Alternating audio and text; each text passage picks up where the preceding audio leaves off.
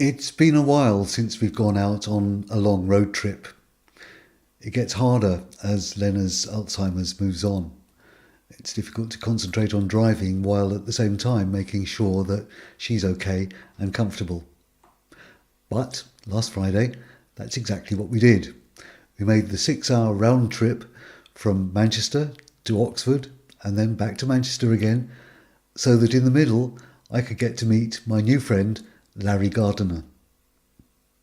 The reason that we were able to do it was because Annalie, our daughter, was able to come with us and keep an eye on Lena during the day. I'm really grateful to my kids for making it possible for me to do things like this. I'm a very lucky carer. I do sometimes worry that we may be holding them back with our situation. I'm not sure that I'd have been the greatest carer when I was their age. I was much too busy being free and having my own life. So thanks, kids. But anyway, I was really looking forward to the opportunity to meet Larry after he called me a couple of weeks ago, explaining that he'd like to get involved with the BIND project. We've had a couple of Skype calls since then, and he's bombarded me with ideas and suggestions and information, as well as asking me what he terms bloody difficult questions. And he's right. He's asked all sorts of things about how we intend to get people with dementia involved in the meaningful, purposeful activities that I talk about, and how we're going to get carers there 5 days a week free from care. Larry can bring a wealth of experience and knowledge and expertise to our project. Some years ago, he was seriously incapacitated by a stroke. Temporarily, he lost the use of the left side of his body and also the power to communicate. That's back now. But he's been left with mild cognitive impairment and dementia. He had to give up his job as a senior management consultant in the tech industry. But since then, he's devoted his life to the social causes that he cares about. He helps to run a charity for children who face mental challenges, and he's very much involved with dementia. He was involved at an early stage in the planning of one of the companies that I admire the most in our industry, Dementia Adventure.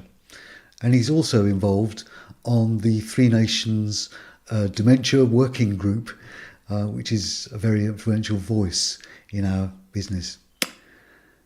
So we had a lot to talk about, Larry and I. After he'd served us a really, truly delicious meal, we got right down to it as the four of us, Annalie, Lena, Larry and I, took a walk in the park alongside the stream that runs right outside his house. We were lucky. The rain had been bucketing down all week, even that morning, and the fields were sodden. But for just a few hours, the sun came out and smiled on us, and it was a lovely, mild winter afternoon. It's always good to talk and think on the move. But the day wasn't just about serious discussions. In fact, I'm not even going to tell you about the plans we're beginning to lay down, not today anyway. Just as important was the fact that we were getting to know each other, enjoying one another's company. It was a reminder to me that what the BIND is all about is bringing people together, sharing experiences, doing things that are meaningful. Yeah, that for sure, but having fun too. Perhaps these last few months, as I've been sitting behind my computer working on the Care Combine and the BIND, I've been too much focused on meaning and not enough on enjoyment.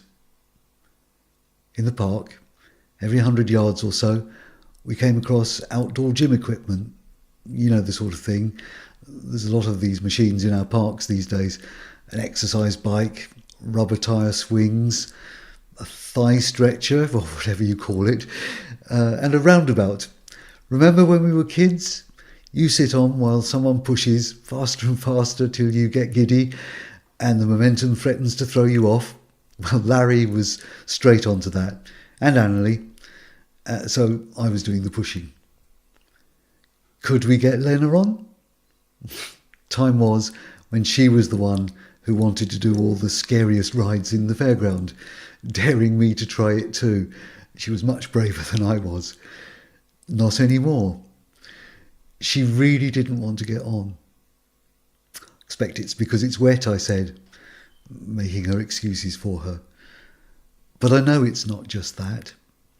In this last few months, she suddenly lost all that physical confidence she once had. She feels frail. Is it dementia? Or just because I've allowed her to get out of practice? And her exuberance, what's happened to that?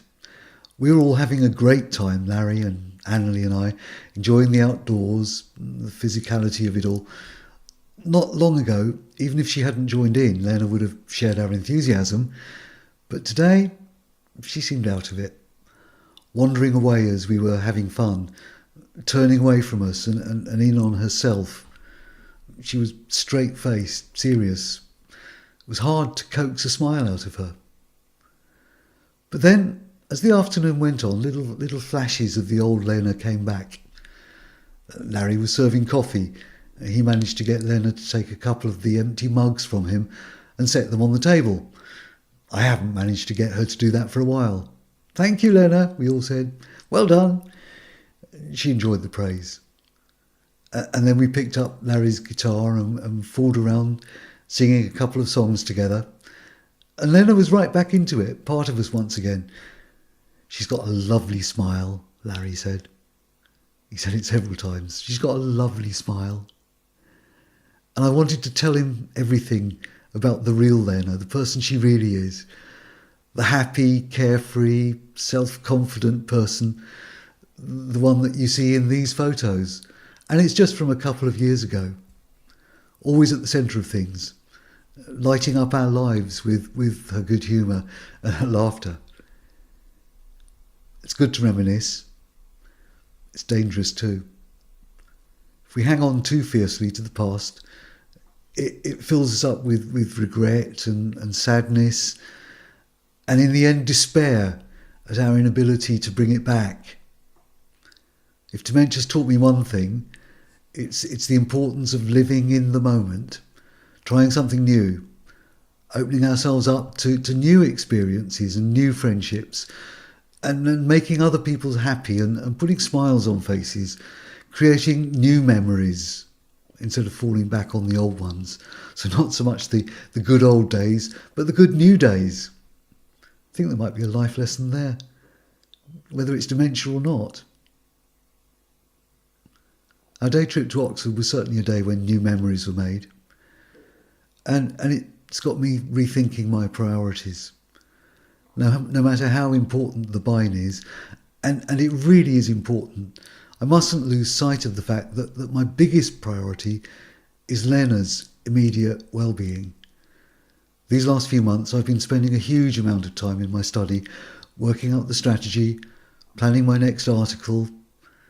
As the days passed, I hadn't really noticed the decline and how much less engaged she was, how much less mobile.